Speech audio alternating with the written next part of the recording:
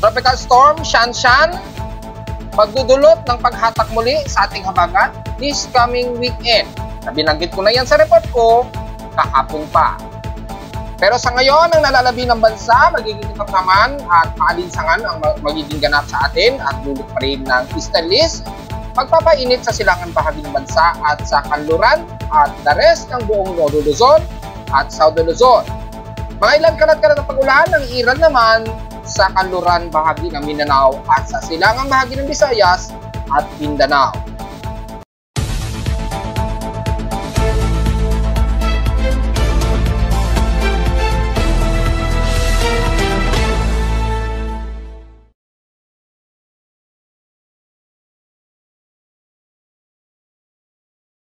Hello, magandang tanghali mga folks. Welcome po muli sa ating Daily Weather Bulletin at Analysis para sa araw ng Huwebes, August 22, 2024.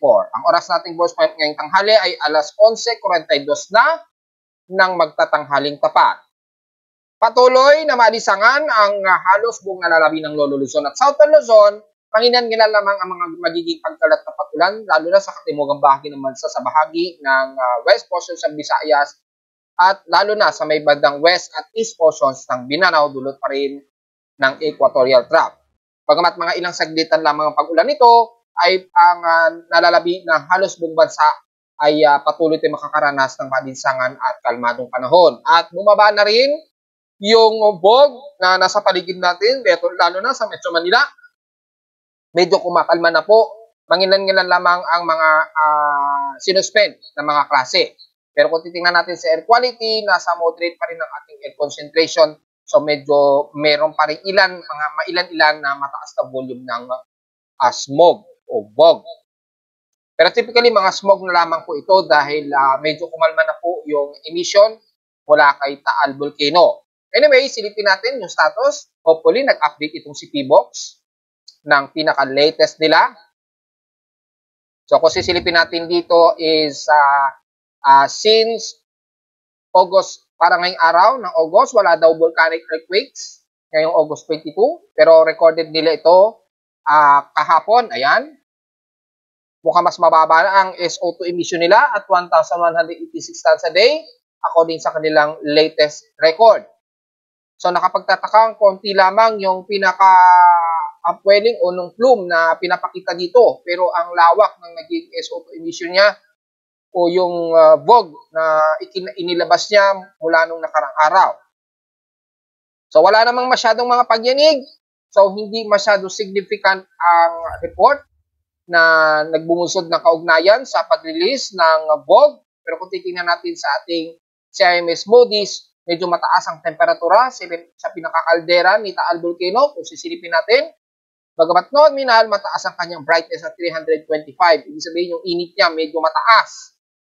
O yan, 326. So, mostly nominal naman ang VIRS niya. Yan. So, wala namang nagtaas ng confidence sa ngayon. So, medyo kumalma na rin siya kahit papano. Pero, makita lamang dito na medyo mataas ang temperatura sa paligid kay Taal Volcano. Despite na pagiging nominal niya, yung pinakakaldera niya, medyo mainit-init. So, sa mga kabatang natin, medyo bantayin natin ito. Dahil mukhang nagkakaroon pa rin ng tuloy-tuloy na mababaw o upwelling ng kanyang magma sa pinaka-chamber. Sa ating current conditions, overcast, gloomy, haze, partly cloudy pa rin umira sa amin sa Caloocan West, Grace Park. Pero medyo may pagsikat pa rin ng araw na sumisilip dito sa amin despite na gloomy. So, partly cloudy tayo ngayon dito sa amin sa Caloocan, inaasahan sa iba't ibang bahagi ng Metro Manila. Anyway, sa lowest temperature na tala na kay weather station kanina ng 5:23 AM, nakapagtala kami ng lowest of 27 degrees Celsius. Kahapon, maalinsangan, nataas ang air temperature namin. Nawabot ng 34.6 degrees Celsius kahapon yan ng hapon at 1:26 PM. Meaning, mataas ang aming heat index, umabot ng 49.6 degrees Celsius kahapon. So, maalinsangan pa rin at malamang ganun pa rin ang mararamdaman natin ngayong maghapon mga folks. Samantala, sa ating 10, 16, 10 hours, 24 hours naman, nangunguna pa rin ang Tugigaraw sa napakatinding init ng temperatura nila na nasa 35.6 degrees Celsius ang naging temperatura sa kanila. At asahan ngayong araw pa rin ang tuloy-tuloy na ganyang katinding init na temperatura dahil klaro ang himpapuwi dyan at fair weather po tayo ngayong araw. Sa lowest temperature naman sa Baguio City, nasa 17.8 degrees Celsius ang lowest temperature sa bansa at sa Iloilo naman ang bahagi ng Mindanao sa Cotabato na may 14 mm na total rainfall. Wala kaming naitalang ulan sa Caloocan, so diretso agad tayo sa ating outside humidity na nasa 74%, katamtaman na tumaas ng 4% since last hour. Mataas ang atmospheric pressure at 1,009 hectopascals.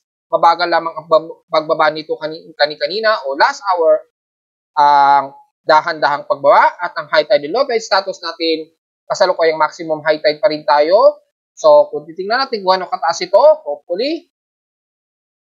So kung titingnan natin dito mga folks, ay aabuti ng 1.3 meters ang magiging taas ng maximum high tide. Pero kasalukuyang maximum high tide tayo, so mga bandang 11 PM pa probably ang actually ngayong tanghali na pala to sa 11:31. So maximum high tide na po tayo ng 1.3 meters. So medyo wag po masyadong maligo yung mga kabataan natin, malalim po at maganda po pumalaot ngayon dahil mataas ang level ng dagat. Ingat na lamang kung sakaling mahangin sa inyong lugar, mga folks. Samantala, meron tayong space weather status, unsettled geomagnetic field. So, silipin natin yung status nito. Meron tayong alert message since 10:46 AM. So, expected na aerial impact primarily forward ulit na 65 degrees geomagnetic latitude ha. At since hanggang possible manatiling unsettled ang aabutin lamang ng ating geomagnetic field, hindi masyado ramdam ang technicalities ito, bagamat nakadirekta sa atin nakatutok yung malawak na AR 3792, 3796 yata ito. Kasi may AR 3719 eh. So ito, tsaka 3794. Medyo nakatutok sa Earth, despite ng ating daily sunspot number at 176. Expected o wag sana magkaroon ng biglaang coronal mass ejection habang nakatutok ng direkta sa Earth dahil inaasahan ang maglalaro ang ating X-ray flux na nagkaroon nga tayo kaninang halos umaga, 6:06 AM. Nagkaroon tayo ng mataas na X-ray flux na nag-umabot ng 516 M5.1 na solar X-ray flux kaninang umaga. So, nagkaroon ng at least minor at bahagyang distortion sa ating magnetosphere. Yan, sa kanyang H-parallel at ng kanyang earthward position. So, expected pa rin ang ating vertical TEC na magkakaroon ng disruption sa Mid-Pacific kasama ang Southeast Asia. Damay na ang Pilipinas. So, take to dyan mga folks. At expected ang mga auroral event. Bagamat maglalaro lamang sa possible hanggang 50% ang probability ng auroral activity. Wala masyadong malakas na impact ng ating solar wind base sa ating monitoring dito. Yung kanyang radial velocity na asahan lamang maglalaro sa 350 to 370 to 360 km second yung radial velocity. So maglalaro lamang yung pinaka-D-region absorption natin at least mga 15 MHz lamang. Possible hanggang 20 MHz. Hindi naman siya lalala ng mahigit sa 25 MHz ang distortion. So, nanatiling 65% ang ating probability ng geomagnetic field, pero at least hanggang unsettled ang aasahan, lalo na sa northern hemisphere na mas mararamdaman. Sa ating amana, sumikat ang haring araw kaninang 5:43 AM at inasang lulubog ito mamayang 6:14 PM. Ang ating moonrise na nasa waning gibos na po at 92% illuminated. Sisikat naman ito mamayang gabi, 8:13 PM at inasang lulubog ito kinabukasan ng umaga at 7:49 AM. At ang ating local weather outlook para ngayong Huwebes hanggang bukas na po ng Biyernes. Oy, mukhang good news sa mga estudyante natin ha. Simula bukas wala pong pasok dahil magkakaroon ng long weekend ang ating darating na weekend simula bukas ng Friday. At sa Lunes naman wala naman daw din pasok. Dahil magkakaroon ng celebration, babalik tanaw sa selebrasyon ng Ninoy Aquino Day bukas ng Friday, na kung saan ay di umano'y may nagpapatay, nag-assassinate kay Senator Ninoy Aquino na di umano'y pinagbibintangan ng mga Marcos at marami pang conspiracy tungkol dyan. At sa Lunes naman ay ang National Heroes Day naman sa Lunes. Lumalabas po, mahaba-haba ang magiging vacation weekend ng mga estudyante natin ngayong araw. So sa ating local weather outlook para ngayong Huwebes at Biyernes, magiging partly cloudy ang ating maghapon. Pero expected pa rin ang mga forecast na localized thunderstorms maging bukas ng Biyernes. Especially sa umaga o dapit hapon, magiging maaraw. So medyo maalinsangan pa rin ang mararamdaman natin sa umaga at dapit hapon. Pero expected mula hapon o gabi hanggang madaling araw ay posible pa rin ang mga isolated rain showers and localized thunderstorms. So, nasa 80 to 84% chance daw na ulanin sa Metro Manila ngayong araw o karating Metro Manila. Bukas naman ang Biyernes ay maglalaro sa 70 to 74% ang chance ng pag-ulan. So lowest temperature expected maglalaro sa 33 degrees Celsius ang pinakamataas.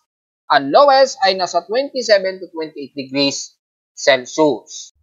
So, diretso agad tayo sa ating ginagamit na satellite imagery. Makikita po sa infrared heavy rain potential ang mataas na heavy rain potential dito sa may bahagi ng Zamboanga Peninsula sa Calduran at ilang bahagi ng Lanao del Sur at bandang Maguindanao area. So, ingat po at ingat na naman sa biglaang flash floods lalo na sa isla ng Basilan at Hulusulo at ilang bahagi dyan sa bahagi ng Zamboanga Peninsula. Pero the rest ng Northern Mindanao, magiging katamtaman naman tayo dyan. Mangilan-ngilan lamang na partly tumusilkaw din iiral at magkakaroon ng mga ilang kalat-kat na pag-ulan, especially sa may bandang Iligan at bandang Cagayan de Oro. Pero magiging mas maaraw ang the rest ng Cagayan de Oro hanggang dyan sa may bandang Malay-Balay Bukidnon, pababa na yan ang Davao Region. And the rest, mula sa may bandang Butuan at Surigao del Norte, magiging partly cloudy, tumusilkaw din, asahan ang kalat-kat na pag-ulan na may ilang pagkilat at paglog sa halos buong silangan ng Mindanao. Mula Caraga hanggang Campos de la Valle na po yan mga folks. So magdala po ng pananggalang sa ulan at iwas sa biglaang flash floods. Sa nalalabi naman ng Davao Region, mula dyan sa bahagi ng Davao del Sur, magiging katamtaman din tayo dyan, mga ilang partly cloudy lamang. Mula dyan sa bahagi ng Davao City, pababa na yan ng Digos at pababa na yan ng bandang General Santos City, sakop ng Calabarzon area, partly tumusilkaw cloudy, isolated rain showers lang din ang maka-forecast dyan hanggang Sarangani. Pero di sa bandang Cotabato, expected pa rin ang mga isolated rain showers and localized thunderstorms dahil nga po sa medyo may equatorial trap po na lumalapit mula dyan sa may katimugang bahagi ng Davao Region. So medyo nagtatrabas ng ilang bahagyan ng equatorial trap, lalo na sa silangang bahagi ng Mindanao na nagbubunsod po ng mga ilang kalat-katapulan at may mga pagkilat at pagkulog. Pero mula sa may silangan naman ng Visayas, ay halos katulad kahapon magiging partly cloudy lamang. Clusterized lang din ng mga ilang light to moderate showers ang medyo iiral sa halos buong Northern Samar region at ilang bahagi sa may bandang Dolores hanggang Borongan City, Eastern Samar. Pero the rest ng buong norte ng Katarman, Calbayog, Lawang, patawid na yan ng bandang Allen, patawid dito sa may bahagi ng Bicol region ay magiging partly cloudy at mga kalat-kalat po ng mga pag-ulan at pagkidlat at pagkulog ang iiral. The rest ng bahagi ng Central Visayas at West portions ay magiging fair weather po tayo dyan. Mga ilang katamtaman lamang at ilang kalat-kat na pag-ulan ang medyo iral pero hindi naman tumatagal ng mahigit sa 30 minutos. Ang bahagi na yan ng bandang Cebu, lalo na sa Carcar City, pababa na yan ng bandang Oslod o Argao at dyan sa pating Tagbilaran. Dito naman sa katimugan ng Negros Region, mula dyan sa bandang Sipala at Payawan, medyo partly cloudy tayo dyan, pero asahan pa rin ang medyo humid na temperatura the rest ng buong Bacolod, Iloilo, hanggang sa buong Panay Island. Mula naman sa may bandang Southern Luzon, mula sa may bandang Masbate, sakop na ng Romblon. So mula Sibuyan hanggang Tabias Island na yan, Burias at Marinduque, katamtaman at maaraw at matindi, mataas ang ating temperatura dyan. Fairly weather po tayo dyan. So mga ilang isolated lamang na forecast, na 40% chances na pag-ulan. Pero sa banding Bicol naman, mula sa Sorsogon, mataas na ng Legazpi, Iriga, and the rest ng southern ng Camarines Sur. Magiging partly cloudy tayo dyan. Magkakaroon ng mga ilang kalat-kalat na mga isolated light to moderate showers. Pero hindi naman masyado tumataas ang tsansa ng heavy rain potential. Siguro maaring sa hapon, pero panandalian na mga hindi naman nagtatagal. Kabilang na ang buong Catanduanes, Caramoan, hanggang dyan sa may bandang Tigaon. Dala na lang ng pananggalang, hindi lang sa magiging tindi ng sikat ng araw, kundi sa mga di inaasang isolated rain showers, kasama na ang Camarines Norte, lalo na dyan sa bandang Dayet at dyan sa papasok na ng bandang Quezon Province sa ating Kawayan and the rest ng Camarines Norte. Mula naman sa may Mimaropa area ay magiging katamtaman na lagay ng panahon, pero asahan ang mga ilang kalat-kalat na ulan dyan sa bahagi ng Puerto Princesa pababa na yan ng Batarasa at Malabang. Dahil sa tumatawid na trough mula dyan sa may bandang kanluran ng Zamboanga Peninsula. So expected na mula sa pagiging humid, magiging unti-unting magiging maulap, gloomy, at bigla ang magkakaroon ng mga ilang kalat-kalat na ulan. Maring hindi ito magtagal ng mahigit isang oras, pero at least magdala po kayo paghandaan ang pagbuhos ng ulan.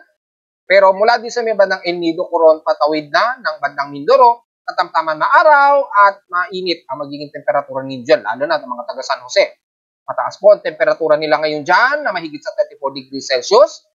So magkaroon man ng chance ng pagulan, maliit po, 33% chance daw ang naka-forecast, lalo na mamayang hapon, gabi, o sa madaling araw. Mula naman sa buong bahagi ng Calabarzon area, papasok, damay na ang Metro Manila, Central Luzon hanggang sa extreme Northern Luzon na po. Hindi na natin isa-isahin yan, entire ng buong Northern Luzon, Central Luzon, kasama ang Metro Manila, Laguna, Bulacan, Cavite, yan ang area na yan. Magiging fairly weather po tayo dyan. Nanghilan-nila lamang ang mga kulapan dyan. Asahan ng mataas na temperatura at humid na panahon dahil po sa mayroon tayong malakas-lakas na isdelis na dumadaloy dyan. Bagamat may isdelis sa may bandang Bicol Region at Visayas, pero mas manipis ito ng bahagya, hindi kagaya dito sa amin sa Luzon, na mas malakas po ang daloy ng isdelis. So, asahan natin na matinding init na temperatura natin ngayong halos maghapon, pero yung forecast sa mga isolated and localized thunderstorms, expected yan mamayang hapon na nakataas daw, base na rin sa ating forecast na naglalaro nga po sa between 70 to 80% chance ng mga localized thunderstorms.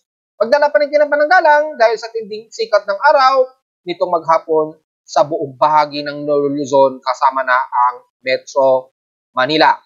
Well, kamusta naman natin ang binabantay nating napaka-active na low pressure at naging tropical storm na nga po. Gaya na natin ni-report nung isang araw ay ito nga po ay mas agresibong low pressure area, itong C90W nga. At base sa ating computer-generated tropical cyclone sector, ayon sa pinaka-aggressive na aking PCFP, as of 12:45 PM na po, natanghali, itong si tropical storm, Shanshan, anytime within 24 hours, ay aabot ka agad yan sa severe tropical storm o within 48-hour period to 24-hour period, maring itaas agad siya sa severe tropical storm. Gaya ng aking analysis, mas agresibo nga po ito. Dahil napakaganda ng kanyang organized development, malawak po yung wrapping ng low-level convection nito. At tiyempo siya sa medyo mataas na temperatura na nasa 31 degrees Celsius.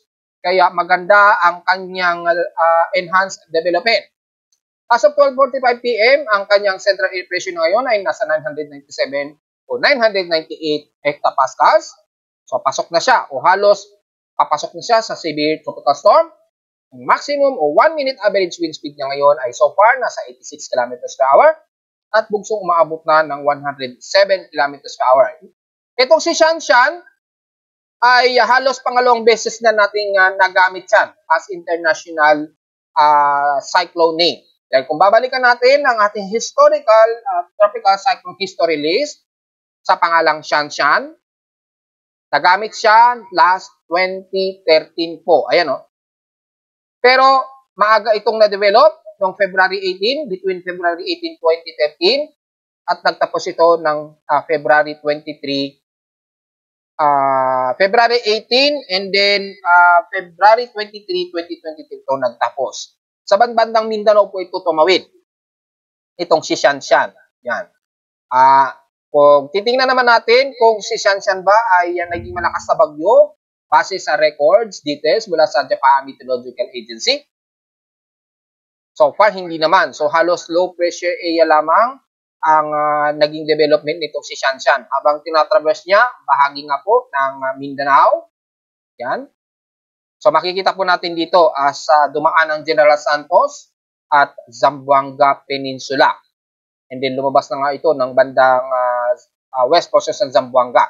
Hindi siya nagkaroon ng intensification. Yan yung unang tinawag sa kanya, ginamit sa kanya bilang Shanshan noong year 2013. At ngayon nga po, ay ginamit na siya as ikalawang beses, pero this time mas malakas na siya na cyclone o tropical cyclone.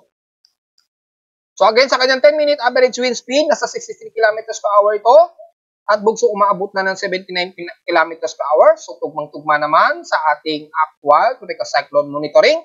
Kumikilos ito pa northwestward direction sa bilis na 11 km an hour. So medyo mabagal-bagal po ang galaw nitong si Tropical Storm Shanshan. Kaya malaki pa ang potential niya mag-develop at mas lumakas pa sa loob ng 24 oras. At anytime, itataas na yan ng Japan Meteorological Agency agad bilang severe tropical storm within 24-hour period. Probability, mataas ang confidence na kasi niya sa mga forecast. Very mataas. Kung titingnan natin in analysis, halos 80% yung confidence nitong si Shanshan ng kanyang forecast development ay actual o akmang-akma sa mga lumalabas na forecast. Ayon naman sa ating isa nating tropical cyclone monitoring ay as of 11:46 AM ay namataan ito sa layong 2,042 km. Silangan ito ng Palanan Isabela sa labas ng Philippine Area of Responsibility. Halos bandang northwest ito ng Northern Mariana Island. So malayong-malayo. So malayong-malayo siya sa bahagi ito ng bansa. Pero dahil mabilis yung intensification itong si Tropical Storm Shanshan ay maaari itong makapaghatak sa ating habagat, lalo na this coming weekend nga po. So naglalagay tayo ng tinatawag kong circle o Southwest Monsoon Circle, Enhancement Circle, na ibig sabihin kapag may Southwest Monsoon Enhancement Circle, within the duration of the hour, ang probability na mahahatak o area na mahahatak ating habagat ay dito sa pagitan na ito. Yan, wala dyan. So, kapag ang bagyo ay nasa range na ito, kung saan gumagalaw yung track niya, yung hatak sa habagat, magsisimula yan sa baba, at unti-unting tumataas, habang tumataas din ang kilos ng bagyo. Yan po yung simplest explanation ko sa tinatawag kong Southwest Monsoon Enhancement Circle. Para hindi natin masyadong mapapahaba pa yung paliwanag kapag may gumagawa ako ng bilog dun sa area na yon. At least may within duration of the hours, let's say mga within 24 to 120 hour period, yung galaw ng paghatak sa habagat ay automatic sakop sa loob ng bilog ng kung saan yung enhancement circle ng mahahatak sa habagat kapag nagkakaroon ng intensification ng isang bagyo ay automatic maintindihan na natin kung saang bahagi ng bansa ang maaapektuhan ng hatak ng habagat. So, kapag may nagtatanong kung maapektuhan ba tayo ng habagat, kung titingnan nyo yung Southwest Monsoon Enhancement Circle, automatic maintindihan na ninyo ang mga area na maaaring maapektuhan nito mula sa baba at pataas ng bansa. So, this coming weekend ay dahil sa lalakas o mas lalakas pa itong si tropical storm o si Shanshan, ay maaring mahatak nga po ang ating habagat. Siyempre, unang-una muna maapektuhan dyan ang katimugang bahagi ng bansa, lalo na sa bahagi ng Northern Mindanao, west portion ng Visayas, at the rest magtataber sa bahagi ng Central Visayas at Eastern Visayas hanggang pagdating ng weekend, mga Sabado o Linggo, ay maaring umabot na ito na mahaapektuhan ng paghatak sa Southwest Monsoon ang bahagi nga po ng Southern Luzon area.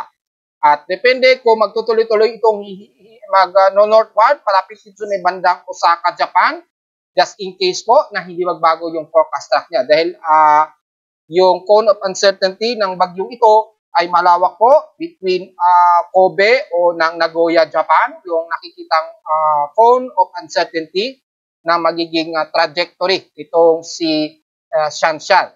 So malawak pa yung kanyang cone of uncertainty. Ano man ang magiging galaw niya dito sa bahagi ng Southern Japan, yung magiging hatak sa habagat, depende sa steering environment o yung kung magkaroon man ng gyre inflow na mapapa-improve yung hatak sa habagat, maaaring madamay na rin ang bahagi ng Metro Manila at Central Luzon area by weekend. Baka siguro mga Sabado o Linggo, approximate ahead of time na po yan, mga folks. So sa ngayon, wala pa pong masyadong na-enhance ang habagat itong si Shanshan. then makikita natin yung wrapping ng kanyang circulation, masyado pang intact at nag-iibayo pa siya ng generated na energy para makapag-upward low convection pa siya ng maraming water vapor sa karagatan nito malapit sa Guam. At kung titingnan natin yung satellite imagery mula sa ating binagamit na floater, makikita natin ay napakaganda na ng kanyang organized development. Kompleto yung kanyang upward low convection at mataas na rin ang naging temperatura niya, around 31 degrees Celsius. Ang central sea surface temperature nito ng kanyang low level convection. Kaya maganda po at mabilis yung paglakas at paglawak din ng kanyang sirkulasyon. Kitang-kita naman po at malinaw na malinaw sa satellite imagery yung ganda at paglakas nitong si Shanshan. Kaya inaasahan natin talaga within 24 hours, tataas kagad yan ni Japan Meteorological Agency as severe tropical storm within 24 hour o susunod na 24 oras na yan. Expected na yun mga folks ha. At kung titingnan natin sa tropical cyclone track primary, kapag kumikilos ito pa northwestward muna, then mag-northwestward ito for the next 24-hour period. Yan, by Friday ay makikita natin ay makikita mag-stay pa raw ito sa tropical storm category.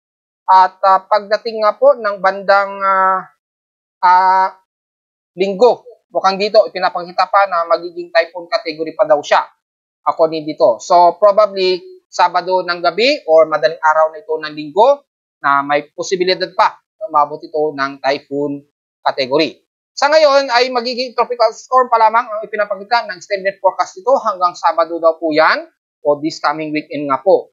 So magdedepende po sa enhanced development ng magiging hatak nito sa bagat. Pero kung walang masyadong gyre inflow na mahahatak, masyadong hindi makaka-apekto sa paghatak ng habagat masyado ang magiging kalat-kalat na pag-ulan, lalo na sa kanluran ng bansa. So, magdidepende po sa enhancement development nitong si Shanshan. At kung titingnan natin sa tropical cyclone track combination, which is makikita natin yung galaw ng eksakto ng bagyo at yung satellite imagery na hindi masyadong malakas ang hatak pa sa kanyang low quadrant o southwest quadrant para may sapat na kakayanang mahatak pa ang ating southwest least inflow. Wala pang masyado, halos hindi pa nararamdaman dito sa bahagi na ito ng Mindanao na nahahatak. Pero yung water vapor, unti-unti na po nagkakaroon ng dahan-dahang water vapor dito sa pinaka-lower quadrant ng Davao region, papunta sa pinaka-direksyon nitong si Shanshan. So tingnan natin, kung mas lalakas pa siya within 24 hours, unti-unting kakapal na po ang kaulapan dyan sa may bandang Mindanao region at hanggang sa unti-unti na pong gagalaw yung kaulapan nito na magiging monsoon trough na ni bagyong Shanshan, which is nasa labas naman ito ng ating Philippine Area Responsibility, which is hindi makaka-apekto ito sa bansa hanggang sa ito ay makatawid na at lumapit sa may bandang southern Japan. Gaya ng aking analysis since kahapon pa. So yun lamang po at makikita natin ay kikilos ito hanggang Lunes na po na nasa karagatan ito ng bandang sa may bandang isla ng southern Japan dito. Probably sa may island ito dito sa may bandang Ogasawara Islands. Ayan. By Monday, nasa bandang Ogasawara Islands na yan. According dito sa ating tropical cyclone track na converted na sa oras natin sa Pilipinas. At by Tuesday, inaasahang na sa baybayin nito ng southern Japan dito sa may bandang Mi o southern part ng Hanamatsu o ng Nagoya o bandang Osaka. So either way, kung Nagoya man yan o southern ng Osaka, Japan, inaasahang nasa baybayin na yan ng bansang Japan by Monday ng gabi o Tuesday nga po ng umaga. So sa mga Pilipino natin sa Osaka o Nagoya, medyo ready na po tayo. At least makapag-prepare tayo kung alin man sa inyo dyan ang tatamaan ng direkta, kung hindi man sa Osaka or posibleng sa may bandang Kobe, Japan. So probably malalaman na ninyo yan by Monday o Tuesday na po. Unti-unti na ninyo mararamdaman ang outer rain band ni Shanshan. Pero sa Pilipinas, hindi man lang papasok ito ng Philippine Area of Responsibility. Samantalang si 91W, gaya ng aking report na po, mula pa nung nakarang araw pa ay remnants na lamang ito maituturing ni 99W at talagang malulusaw din talaga yan. At parang medyo nagpapagulo lamang siya dito sa ating mapa. Bagamat itinaas nga ng ating tropical cyclone sector as invest. Pero kung titingnan natin, since nung malusaw ito as 99W, mga nakarang araw, makikita natin hindi naman nagbago yung kanyang sirkulasyon na napakanipis at walang gana yung kanyang sirkulasyon, yung kanyang low level convection, napakanipis at napakahilaw. So anytime moment, malulusan na lamang po yan. So hindi masyadong threat yan maging sa isla ng Japan. Magkakaroon lang siguro ng mga ilang bugso ng hangin din. Meron pa rin siyang convective circulation. Ayun, kitang-kita naman na may bahagyang convective circulation yung kanyang low level circulation. Kung titingnan naman natin yung ating latest track mula sa Global Forecast Assessment Monitoring natin, makikita natin ay itong si Shanshan ay isa na pong ganap na bagyo. Ayan, kumikilos pa hilaga. Base dito sa ating West Pacific Basin Monitoring. Samantala, medyo mayroong anomaly, kaso malayo naman masyado ito sa may halos mid-Pacific. So, hindi masyado concern yan sa ating West Pacific Basin, malapit sa Pilipinas. So, kung titingnan naman natin ang Global Spectral Model, malinaw naman po, this coming weekend ay ang pag-enhance, dahan-dahang pag-enhance ng ating habagat. Ayan, kitang-kita naman. Yung base sa kanyang wind speed and direction. Ayan, yung inflow ng southwesterlies turning into southwest monsoon trough, mahahatak, maapektuhan po ang bahagi ng Visayas at Mindanao area, lalo na sa Kanluran, by this coming weekend. Yan, simulan natin by Friday. Ayan, So, sa katimugang bahagi naman sa muna maapektuhan, then habang tumabaybay ito pahilaga, unti-unti ding tataas ang hatak sa ating southwest monsoon mula Visayas hanggang Southern Luzon na po yan. Hanggang pagdating na nga po nito ng by August 25 ng linggo na maapektuhan hanggang Southern Luzon at posible pang umabot sa Metro Manila. Inuulit ko, depende yan sa magiging steering environment na mahahatak yung monsoon trough. Okay na rin yan. At least medyo magkakaroon tayo ng mga ilang kalat-kalat na pag-ulan sa iba't ibang bahagi ng bansa. Kaysa naman tuloy-tuloy tayong makakaramdam na naman ng tinding alinsangan. Mga folks, hindi naman to singlala na magiging nakaraang bagyong Karina na magdudulot po ng grabing baha. Pagkakaroon lamang ng mga ilang siguro, mga ilang heavy rain showers, pero hindi singlala na above 500 mm ang magiging buhos ng ulan. Siguro mga more than 50 mm ang buhos ng ulan habang binabaybay itong nitong si Shanshan ang karagatan nito ng Southern Japan. So malinaw naman yan at very high ang confidence na magiging isang ganap na bagyo. Lalakas pa nga ito. Ayan, naging severe tropical storm ito at naging typhoon pagdating dito sa pinakadulo-dulo ng ating par. Yan, and then kikilos nga po ito, papunta nga dito sa may bandang Southern Japan. Hopefully, hindi pa yan kumabid pasilangan na lalapit sa bandang Tokyo, Japan na naman. So, at least, handang-handa na ang Japan sa pagdating ng bagyong yan. Then, again, napaka-high-tech po ng technology ni Japan. Palayo pa lang, alam na nila kagad ang mangyayari pag naglapit itong bagyong ito. So, yun lamang ang magiging analysis natin dyan. Ang maganda lamang dito, hindi ito papasok ng Philippine Area Responsibility. Pagdudulot lamang ng medyo pagsama ng ating habagat na magdudulot na may ilang kalat-kalat na pag-ulan sa katimugang bahagi ng bansa, lalo na this coming weekend nga po. Siguro mga Sabado nga po yan hanggang Linggo. Wala naman sa ating computer models ng iba't ibang weather agencies mula GFS, ICMW at NADGEM ay very high confidence na rin po ang mga forecast na magiging kilos at iisa na ang magiging forecast na tutungo talaga ito ng Southern Japan. So at least hindi masyado mahirap i-analyze ang forecast nito. Dahil tugma-tugma sila hanggang kay Japan Meteorological Agency. Iisa ang naging forecast nila, so ang 80% na highly confidence na magiging track nitong si Shanshan ay very almost accurate na. So wala na tayo masyadong magiging hirap na analysis dito mga folks. Paghandaan na lamang ng mga kababayan natin sa Southern Japan ang paglapit ni Shanshan sa inyo dyan sa Japan. Mukhang pangatlong bagyo na yata yan na nararamdaman ng mga taga-Japan ang sungit ng panahon at hindi masyado sa Pilipinas. Samantala, kamusta natin yung ating air quality? At kung i-review natin ay huminat, kumalma na po yung tindi ng BOG na nanggagaling kay Taal. Ngayon, halos isbag na lamang ang nadetect ng aking aparato. Kung titingnan natin, within 24 hours, medyo clusterized na lamang yung pag-concentrate ng ating high pollution. Pagka sa gabi, medyo kumakalma siya. Sa umaga, medyo tumataas. Malinaw po na hindi na ito galing sa Bulkang Taal. Ito ay galing na lamang sa mga sasakyan o mga pabrika dito sa atin sa Metro Manila. Kasi sa gabi, kumakalma siya. Din sa umaga, tumataas. Ganon din kahapon. Kumalma siya kapag hapon o gabi. And then, pagdating ng bandang kinagabihan, kakalma siya. Then, kinabukasan, tataas siya muli. So, in past 7 days, kung titingnan natin yung epekto. Yan o, ito yung fog. Galing kay Taal yan. Tapos, dahan-dahang humihina yung hangin na may dalang fog. And then, hanggang sa kahapon nga po, medyo kumakalma na. Unti-unti. Yan, hanggang sa kahapon.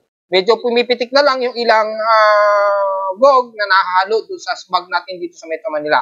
And then, kinagabihan, ay tuloy-tuloy na itong kumakalma na. Hanggang ngayong umaga, mahina na siya. Totally, smog na lamang ito mula sa pollution natin. So, hindi na po siya galing sa Bulkang Taal. Medyo kumalma na yung plumes na inire-release ng Taal Volcano. So, malinaw naman sa ating particulate matter 10 at PM 2.5. Nung nakaraang August 19 lang talaga, grabe ang binuga nitong si Taal. At umabot nga po dito sa Metro Manila. So, yun lamang po mga folks, ang analysis natin para sa air quality. So, medyo nasa moderate pa rin tayo. Between 51 to 100 index, magmas pa rin po tayo kahit papano para sa mga sensitibong mga baga. Samantala sa Ulatindol, malinis na ang aking seismograph. Kitang-kita naman po. So, medyo wala nang masyadong noise at yung humidity at wala masyadong active na low pressure na malapit sa Pilipinas. Kaya medyo malinis po ang ating seismograph ngayon. At mula sa ating seismograph, sa data feed, actually, ni PBOX mula kaninang madaling araw, meron na agad tayong manginanilan, magnitude 4.0. Kaninang 2:37 AM, naganap ito sa northeast ng Burgos, sa Surigao del Norte.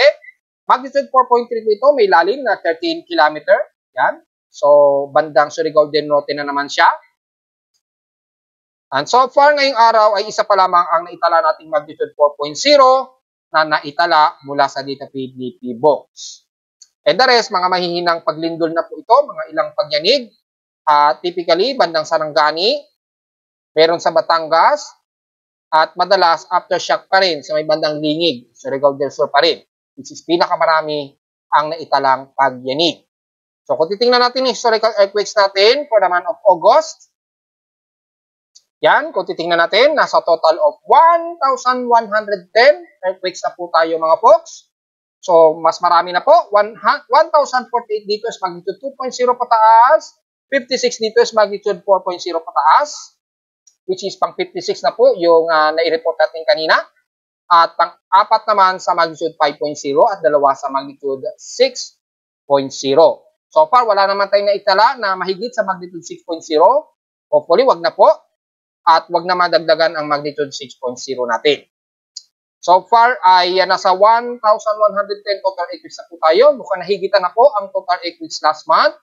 Dahil kung babalikan natin yung huling record ng July total earthquakes, yan, ito yung month of July, nasa total of 1,150 na po ang total earthquakes. So, ngayong month of August, ay nahigitan na nga po. Halos mahigitan na po yung last month ng July. At dahil katapusan pa lamang, may isang linggo pa po, inaasahan malalagpasan nito ang month of July 2024 na total earthquakes. So, lalabas pinakamarami ang magiging pagyanig natin ngayong August 2024. Highest peak. Parang kasabay din ng pag-develop ng mga bagyo. At narito na po ating 3D 20 weather forecast para sa araw ng Huwebes, August 22, 2024.